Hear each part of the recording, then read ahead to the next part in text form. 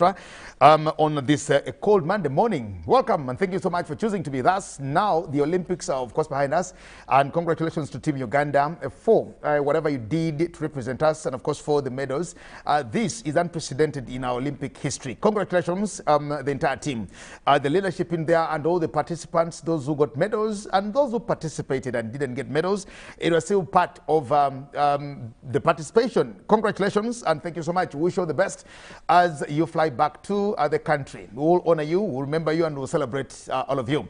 Now from that, we get to our studios this morning to talk about the other issues. And of course today, we will look at higher education institutions most especially, and how they are faring in this COVID-19 situation. And joining me in studios today is Mr. Sembajwe Alfred. He's from the Guild of Kampala University. You're very welcome, Mr. Sembajwe Alfred. Thank you so much. Happy to have you on a GMU today. And Mr. Werunga Yusuf, the Guild of IU. Karibu. Thank you very much. Well, I'm also happy to have you. What is Guild IU? Are you the Guild President or a Guild member? Guild President. You're the Guild President? Yes, please. Okay. Yes. So how are you doing as a Guild President? Well, I'm doing fine and trying to appreciate the situation at hand and thinking outside the box. How best do we go outside this? How best do we assist our students and advocate for the betterment for their studies and so on and so forth? Okay, that's very important. What course do you do? I'm doing law and I'm in my third year. Okay, yes, happy to have you. Mr. Sembajwe. Yes. Yes, how about you? Okay, my name is Sembajwe Alfred. I'm the Guild President Kampala Universities. We have over 5 campuses in Kampala, Gaba, in Mutundwe, Kampala, in Masaka, Luwero, and then we had a branch in Juba. We have in Chitengera, Kenya, and then in Rwanda. So I'm the Guild President. We are looking for ways to find a way, thinking about our students who are there stranded in universities, the international students. And first of all, before even going further, I have to first of all appreciate Nakai and Nanyondo.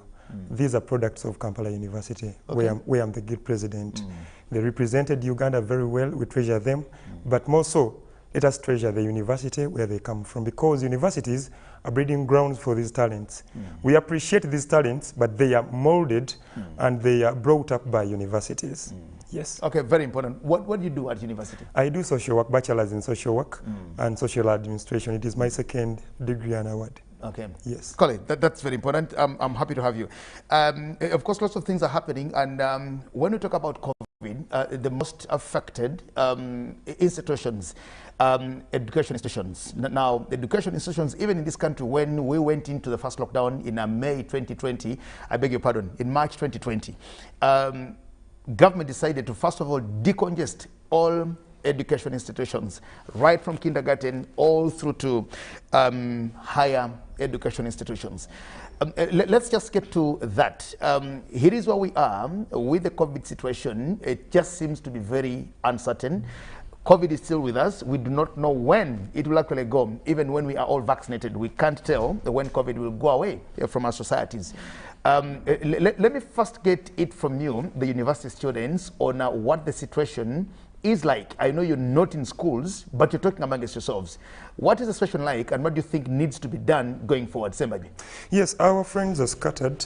Most of them left for villages, some of which are now married. That is the issue at stake, that we must accept that our friends are married, some of which others are not even having plans of getting back to university, because it is long overdue.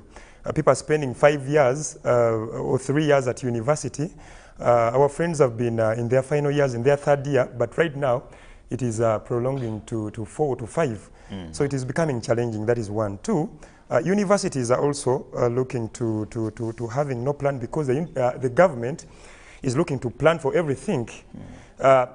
We think that universities must be think tanks in research and everything.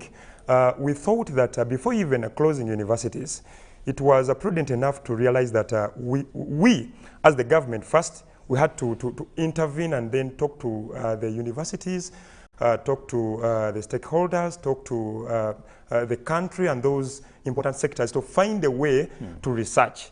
Because when you go to states like America, John Hopkins, being a university, is leading in making research.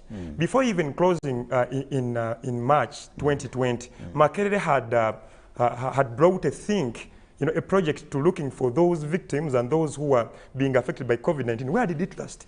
Where did it end? How is it faring? Because we are hearing that universities are closed. So such programs are now shrinking because the government is not coming in to realize that universities must be research centers. Finding solutions. We should find solutions as we move on. And universities are the basis for this. You talk about universities, of course, being research centers, and majority of our universities are not graduate universities. They are undergrad universities. And you can look at ourselves from senior 4, S6, and into university. What would you expect somebody who is just coming to university at that level to actually help in thinking? But away from the students, we look at the university. How did Professor Gwang come out with COVID? Yeah, but you see, we talk about Professor Gwang from much way than being an undergrad student. Majority of our universities are actually undergraduate universities. Understand. And the John Hopkins of this world and several others are graduate universities where you have a university that is research-based. That people come into this university with a master's degree already, and they're coming into just researching about certain things. Not people who are coming to get a first bachelor's to actually even go out and hunt for a job. But away from that, we look at the universities themselves, because we have quite a number of them in this country. Where are they? Where are these institutions? Now, I want to glean from your experience as the leadership of the students. Where are they in helping the government find a lasting solution to this? Because it is one thing for us to keep demanding from the Minister of Education to give us a way to go. We are demanding from maybe the teachers' unions. We're demanding from, yes, of course, teachers' unions and associations and maybe the ministry. All of us are waiting for the ministry to tell us. But how do the students feed into the processes here of helping? Because everything that is being done and said there is to aid and to help with the students in universities.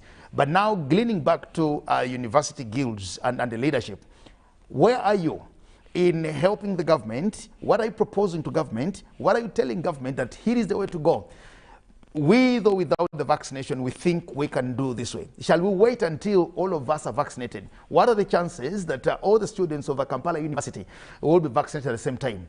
What are the chances that all the students of IUIU will be vaccinated at the same time? What are the chances that all students in all universities, all the 50 universities in Uganda, will be vaccinated at the same time to be able to get back to school? Where are you in helping government in this? You know, I have one challenge and one thing I want to analyze. This is learning to sample and sampling to learn. These are two different things. We must differentiate between learning to sample and sampling to learn. When we closed in March 2020, we were sampling to learn how the virus is mutating and how it is affecting. But now we must learn how to sample as a country. Two, we have a disease in Uganda. This disease is all about micromanagement of a project. You know, COVID has become a project of which we must all understand, not micromanagement as a ministry, as the president, as a state. It is all of us. We must understand and give suggestions to something. Now, first of all, we are saying, let finalists, let those who do masters in medicine and what stuff come up with, you know, alternatives and ideas. They have ideas. You know, COVID-19 is affecting every nation in a different way, every person in a different way. When you talk to those who have been affected by COVID, they will tell you different stories. People will tell you, somebody will tell you, I've spent over 5 cylinders of oxygen. Another one will tell you 1. Another one will tell you, I've not even used any external, you know, those international medicines. I've been, you know, feeding on this vigaji. Herbal medicine. Yes. Traditional medicine. There's this taba. Taba is good at detoxinating. He was you know, poisoning that snake poison. How about COVID? So people have different ways of how to argue this COVID-19. And I think we should give them a platform. So we are like, we institutions, we should also be part of the task forces, because we have the biggest number, 15 million. It constitutes over a half of the national, population. So we must be stakeholders in advocating for change and advocating for a plan. This is our call. Okay. Mr. Guild President, Yusuf from IUIU. What are you doing, Yusuf? I also need to hear from you, because there are challenges, of course, that we need to appreciate. He talked about the international students, and I'm very alive to that fact, that we have students who got problems in here, and they come from Kenya, they come from Tanzania, South Sudan, from Rwanda, from anywhere. We were at a time where the borders were closed. We couldn't move. Recently in Kampala, in Uganda rather, we even had a problem of crossing from one district to another district. Now, you think about somebody who is in Kampala, and they come from Kenya. How do they cross from Kampala, go through several districts to get to the border, and again find their way to the back home? These issues are happening. But I want to know how you, as the leadership at IUIU, are actually faring with this, and what do you think needs to be done, because all of us want to go back and study, those who want to study. Well, thank you, Mr. Moderator. We as students, we believe we have been highly affected by this COVID-19. And there is a proverb in Uganda that omusota jegwali gukulumidde. You'll always remember when you reach there. We believe COVID has affected us. Those who were supposed to finish last year, they are still in school. Those who were supposed to graduate, go and get other things to do, they are still in schools. Others are still home seated. So, having appreciated that COVID has affected us as students, we are the very people who must adhere to whatever is being brought by the government to ensuring that we observe the SOPs and get back to school. What we are doing as a guild at IUIU, we have kept on engaging our students, updating them what is happening globally, telling them how they should continue observing the SOPs. And for the international students, because most of them remained at our institution, we ensure that we thought of engaging the administration to ensure that we provide the Wi-Fi internet all over the university to enable them keep in touch with their home people who are far away from them, so that they don't get that boredom. They keep on communicating to their parents as life continues moving on. Then on what should be done to ensuring that we students get back to school, as I've told you earlier on, people are now desperate. Students feel like there is no hope, there is no future for now. The government, one, has to involve the students' leaders in the decisions, in the discussions on what should be done. And this can be only done effectively through the already established and recognized students' associations. Like UNSA, Uganda National Students Association. This is already provided for in the Education Act. And you pay for it. That's Act 30. And every student in this country subscribes to this association. But if these associations are inactive and not serving the interest of the students, through these associations the government can reach to the students. But you see today there is that vacuum, that leadership vacuum in UNSA. We have known that leadership that can come to the grassroots, engage the students, discuss the students, consult them, and advise them or do the sensitization. Is it a government problem? Is it a university problem? Or it's a UNSA problem that UNSA is actually left out of this? Has UNSA advocated to be part of the processes, or UNSA is waiting for somebody to come back to them and say, please, UNSA, come out and tell us. I'm looking at UNSA, I'm looking at a statutory body, I am looking at a leadership that is here, that is recognized by law. Where are they, and what are they doing? Because we've been out of school from March last year. Virtually, there are those, because even when we kept on coming back steadily and slowly, we went back into another lockdown before others could even actually come back to school, come back to learning. Where has UNSA been? And I do not know how you as guild as guild associations work with UNSA. And is there anything, has UNSA come out to voice their concerns, to actually say, hey, look, government, you are doing this and this and this, you appreciate, but we think this and this and this are missing from what you're doing. So here we are, we also come with our own thing to table it onto what you're saying. Well, the question you asked, that where is UNSA? Currently, by law, according to UNSA constitution, the leadership that is supposed to be there already was dissolved. It ended its tenure in December of last year. Okay. Whereby the speaker, who is now given the powers to convene the council to bring in new leadership, who is given that mandate, was given that mandate to convene the council. We were supposed to have elections immediately after December of 2020. But they kept on suspending that program. Because of COVID?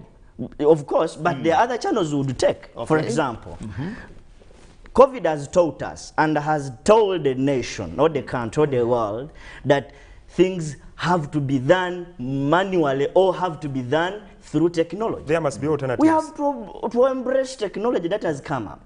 Now, if we've had people, recently we saw President Museveni attending a summit virtually. We've had people attending to elections virtually. You see, you did elections virtually. Even UNSA has the capacity to do that virtually. But because of that relaxation, we still have that leadership vacuum, as I earlier on noted. We see students lacking a mouthpiece, lacking the voice, lacking a representation, lacking a body that can come up and lobby from the government to the students. We see students who have suffered, students who are conceiving, who are still young, but they are conceiving because of other factors. We need that leadership that should be there and provide alternatives to the government. That please government, you are saying let institutions be closed. But looking at this and this and this, we as students representatives, and having consulted our fellows right from the grassroots, would wish listen to our proposals. Mr. Sembajwe, I know you come from Kampala University. Definitely. And it's up to you to glean your examples to Kampala University if you so wish. Definitely. But I want to look at the universities as a general. Yes. Do our universities have the capacities and the capabilities to actually manage in this COVID situation? I'm looking at a situation where we are now thinking about alternatives. One of those is going virtual, doing virtual classes, virtual lessons, possibly virtual examinations and stuff like that. Look at your university and of course all the other universities in this country. Do we have the capacities? Do you look at our universities generally having these capacities and capabilities to actually manage a situation where we can continue educating, continue serving our people, continue giving education to the public as we wait for the world to get back to normal? Okay, it is so challenging that a lot of people are getting money from this government from all dubious projects. Talk about the superstars, whatever and whatsoever. To mention, there are very many. I'm talking that because I know it is going to become a heavy debt burden to the starving parents. Because virtual learning is too expensive for the universities and the country and the economy, the LDC that we are living in. I'm praying so hard that we don't find our universities or our study environments tomorrow becoming poultry farms, because we shall find our universities the next 2 or 4 years becoming rentals or arcades when they have been bought off or sold off. Why? They're having loans, some of which are having loans, of which we have the biggest number we are having are private universities and institutions. Exactly. Of which these people are having loans. So the minister stated, we remember, sell what you have to protect the essential, the most essential. So people are now starting to battling minds and opinions. What is the most essential? Is it my family or the students? The nationals. So we are having conflicting opinions about which and what to take. You know, this is what we are having. Virtual learning is okay, but let us talk about, let us test the bundles. Let us test the internet. You know, the price to the data. How has government come up to support universities, giving them relief about, you know, the OTT was taken off, but again the burden was put on data. You know, things are challenging. And what have the universities, what have you, the student leaders, come out to actually give us a proposal to that? That yes, if we choose to go, you talk about universities, and all of us think, and we should actually know for a fact, that these universities should be the breeding centers of our think tanks. We expect thinkers to come from the universities to actually say and assess, and say, we are looking at this, we can go virtual, and continue educating our people. Be in South Sudan where you are, Kampala University will come to you. Stay in Kenya where you are, Cavendish University will reach out to you. Stay in Zambia where you are, Uganda Pentecostal University will get up to you where you are. But here is the way to go. Now we think about all the things. Are we proposing data bundles? Are we proposing internet? Are we proposing relief for those things? Or we are only thinking because I run a private university and I have a loan with a bank, so maybe government should give me some money to offset the loan, and then maybe are we as students, because our interest is in learning. We want this university to be here for us to study, get our qualifications, then go into the world and serve. That's what we're looking for. Yes. Jagana owns a university, has different issues and challenges because this is his business. Karondo is the same, but he's a student here for 1, 2, 3 years and will go out. Yusuf here, he's a student who will be here after next year. He goes to LDC, and the other day he's an advocate of court. That's what he wants to do. He wants to see, he's seeing himself in his farm. Yes. Jagenda owns this university where Yusuf is actually studying. What are you proposing as students to help you manage that situation? First of all, we are asking the government to check on these telecommunication companies. Okay. They're extorting a lot. They are reaping much. That is number one. Uganda is growing day by day. We are becoming either a developing country or we are shrinking. We must choose on the two. Who are we and where are we? We must develop because COVID-19 taught us to go more further, to go virtual, to think a lot, to have alternatives and opinions. Two, we think this is the right time all students to have a bank. To have a bank, students' bank, whereby this loan scheme whatsoever that come from State House should be shifted to starting a bank that will be supporting students. That's another very good proposal. Yes. You are proposing a students' bank. A students' bank. For all students in this country. For all students. If a university or an institution wants to get a loan with a small interest, let's go there. At least if students want to go for higher learning and whatsoever, let's go fix something. Again, we, the good president, we are patrons to our fellows. We can talk to them and start up something that can help our fellows. One, we have business scholars, those who do business. They can be given an idea, like for example, you come to a university. Robert Kiyosaki one time said, money makes money. It is not ideas. Money makes money. We must be bringing ideas of how to help these business students on how to go into investment earlier on before even they start. You are going into business, you get your 100,000, you deposit it into a bank. You keep it there. It runs for 3 years. After a tenure of 3 years, you get your award. You go as a group, get a loan of like 20 million, then you set up something like business scholars. Because we know, we are not studying to remember. We are learning to think. There's a difference between learning to remember and learning to think. But we are trained to remember the theories, the analysis. But remember Albert Einstein said, theories have always been advanced. It is now time to work. We must be working now, looking for avenues of working. So we must check on these telecommunication companies and finding a way of how to correct data. Data is, they are reaping much from us. So we must be getting deals with these companies because this is the time they are going to be getting a lot of money. We are going virtual. I'm hearing a lot of primary schools that are going virtual. I've heard. I have a daughter. I'm an uncle. So she's going virtual next week. You know, this is all money that is going to go to investors and they go away with a lot of, you know, smart briefcase. So I think we should correct those. Hold it there. I know Yusuf wants to come in here, but my producer is telling me we need to take a short break and then return thereafter. Stay tuned to Good Morning Uganda Extra. We'll come back shortly. Live from UBC Studios in Kampala. This is Good Morning Uganda Extra.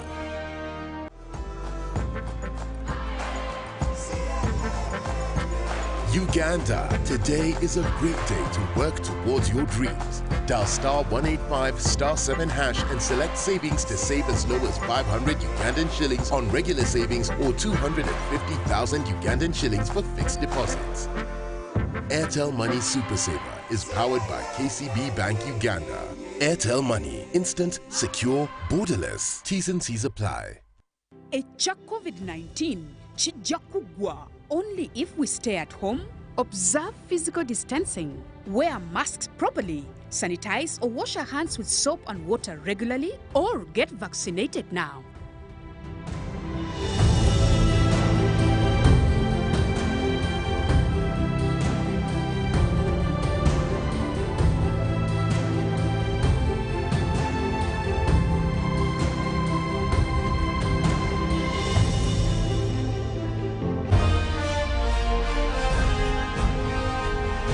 Live from UBC Studios in Kampala, this is Good Morning Uganda Extra.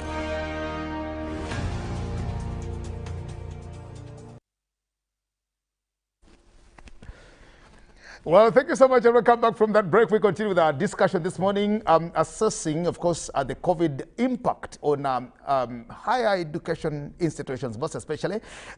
With me in studios are two guild presidents from two universities, Mr. Sembajwe, the guild president of Kampala University, and Mr. Werunga Yusuf, the guild president of IU. I have one of your students who has just called me, and he's made me laugh. He's a third-year drop-in. He's not a dropout. He's a third-year drop-in. He dropped out, I think, when he had gotten to third year. So he doesn't call himself a dropout.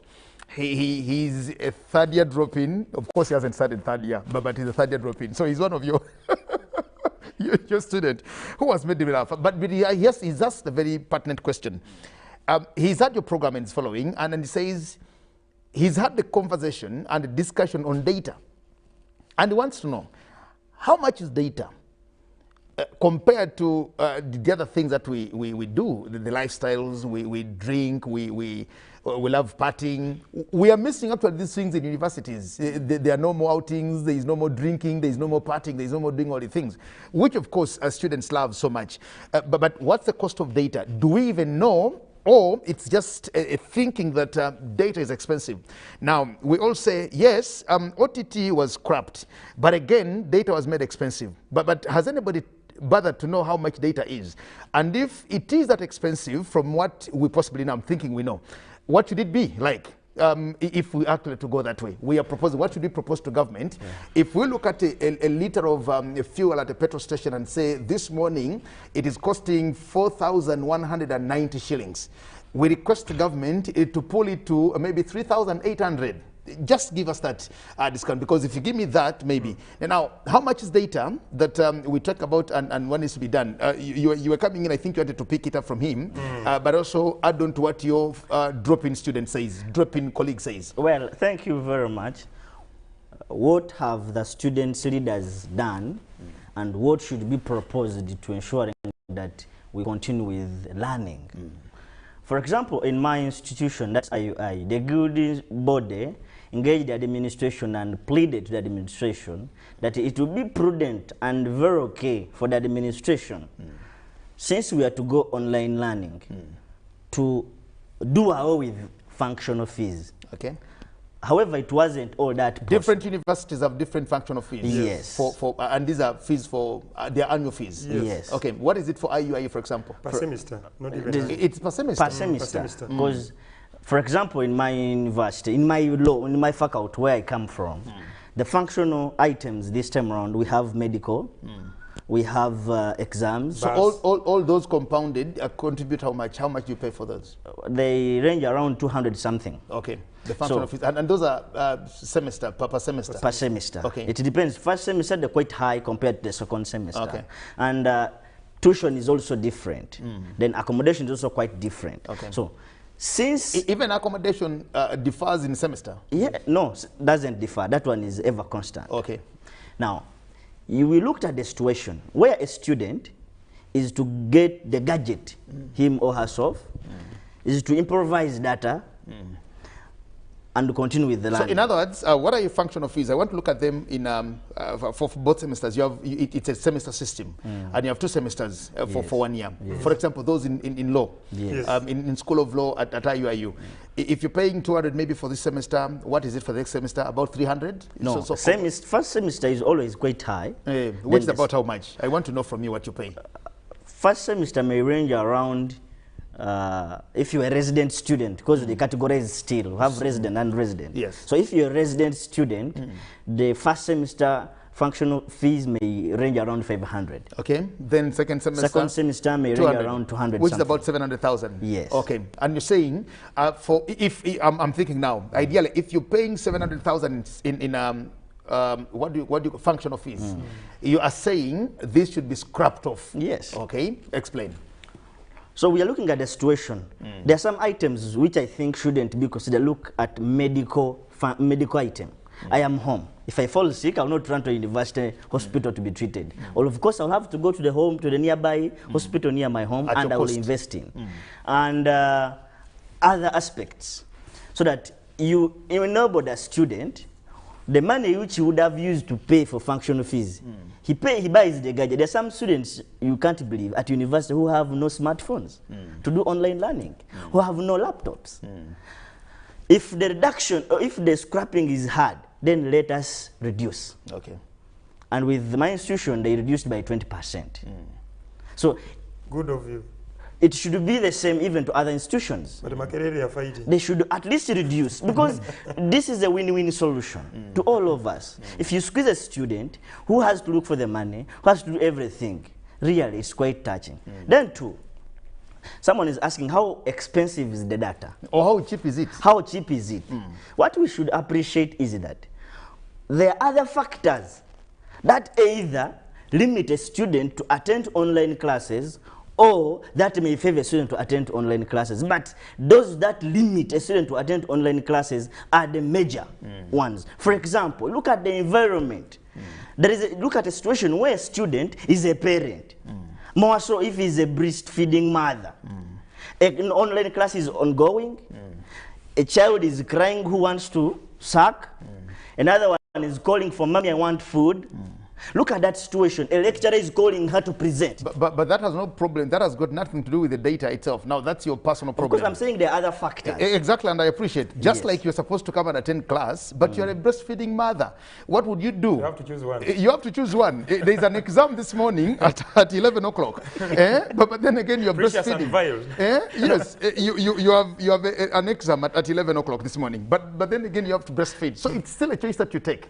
You decided to give birth as you're studying, or you decided to say, I am an adult like Jagen and Semakula, but I also go for adult studies. I'll go and study as an adult student. So you need to balance it and say, okay, I have a TV program that ends at 10 o'clock, but I have an exam at 11 o'clock. So juggling between UBC and the university where I'm supposed to sit an exam is actually not a UBC problem. It's not a university problem. It's my issue. Complimenting about that issue, data wouldn't have been expensive. But what makes it expensive? The internet, the access.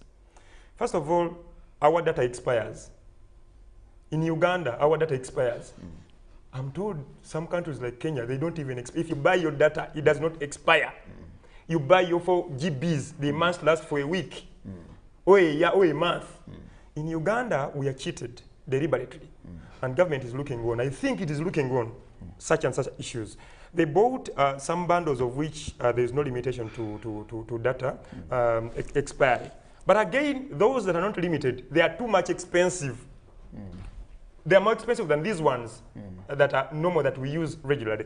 What I think is that, first of all, data, the issue of data, it wouldn't be an expensive thing, but making it expensive comes from one reason.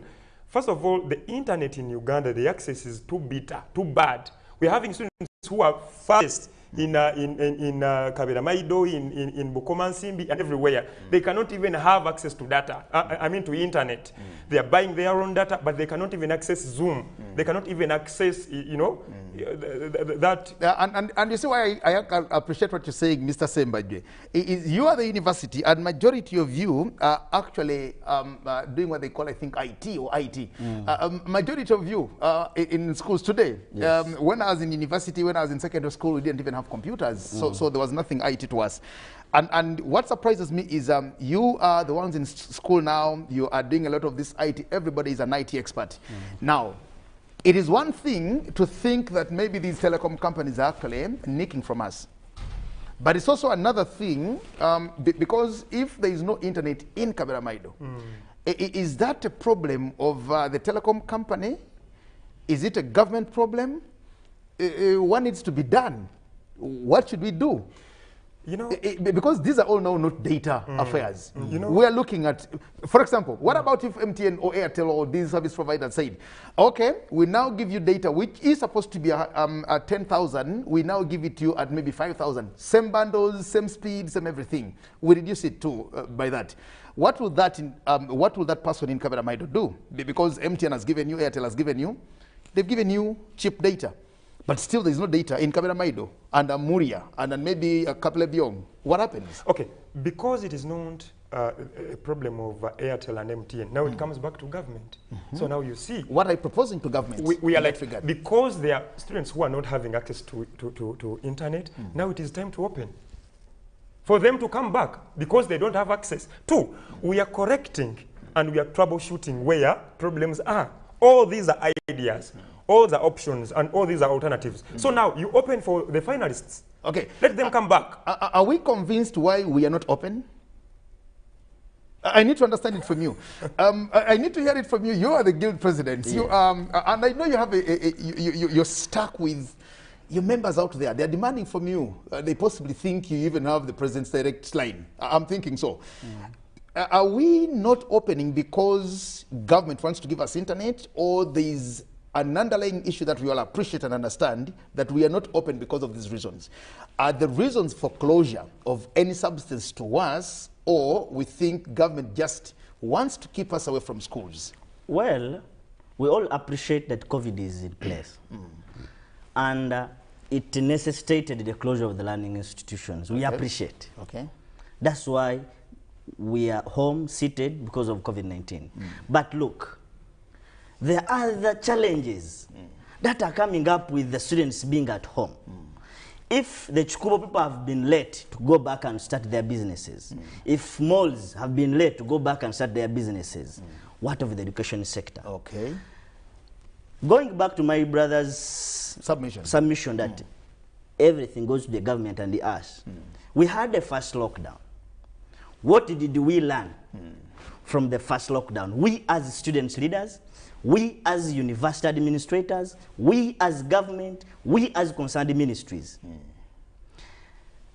What did we learn and what did we propose to ensure that in case another lockdown comes up, in case another wave comes up, we are able to fight this way?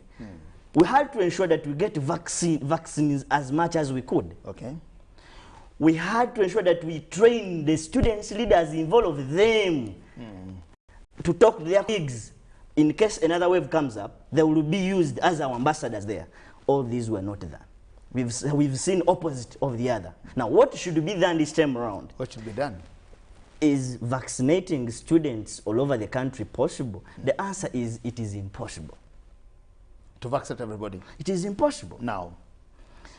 So what should be done? One, the government, through the Ministry of Education, must engage, must go through the committee in the parliament responsible for schools to benchmark what is being done in Kenya, because they're having classes. What is being done in Tanzania? And come and advise the ministry that this should be done. Two, can you involve now the students' leaders to ensure that when we go back to school, they will be the ambassadors, not as it was before. Let them be involved in the task force of the university. Three, let every institution come up with its isolation center And it should be monitored regularly by the health officials from right from the Ministry of Health and from the Ministry of Education. Regular monitoring. Okay. Then 4, the students should be urged always to observe the SOPs. If it needs to increase the security personnel in these learning institutions, let it be done. Then 5, not all students will be able to come back to schools because of other factors, which I did not even talk of, more so that of finance. If we open, should those ones stay home because they are not able? The government now should also come in and improvise the loan schemes to the students. The other year you saw Tanzania giving $28 million to students to go back and complete their studies, more so those in their final years. It should be the same. That should be done in this country, ours called Uganda. The different economies. You've asked a very important question that, am I convinced of the closures? One, I'm not convinced. You're not convinced? I will only be convinced when we correct these. One, Yes. Are we having organized institutions or learning environments? The two differ. Are we having organized institutions of learning or just learning environments? Because you see... What are we having in that regard? I don't know. We need to supervise and go benchmark and see what we're having. Because you find a kindergarten here, a kindergarten, they are like churches. They're like... And in that disorganization, we should just open. No. I'm now looking for alternatives, what the government can do. One, how can we correct and troubleshoot? One, let us invest in supervision first. Yes. Because virtual learning is as costly as vaccination. To implement it, to make it work, to apply it, to effect it, it is as expensive as vaccination. 2, let us look at where the substandard institutions can be helped and supported. Because the most universities and institutions we're having, they are at most